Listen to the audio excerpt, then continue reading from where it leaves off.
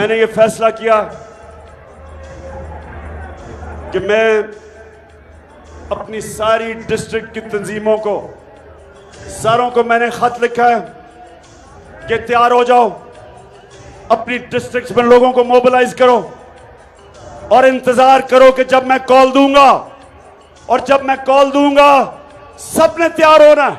सारे पाकिस्तान ने तैयार होना है। मैं जो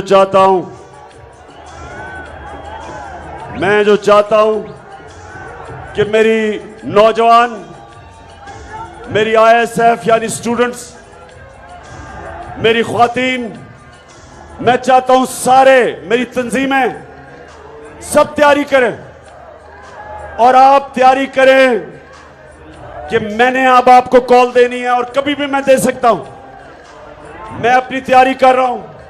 और मैं इस नतीजे पे आ गया हूं कि सारा जो मैंने 5 महीने में देखा,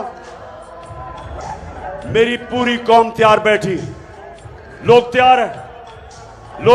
हैं कि अगर साफ और शफाफ इलेक्शन ये नहीं करवाएंगे तो लोग तैयार हैं पाकिस्तान की सड़कों पे आके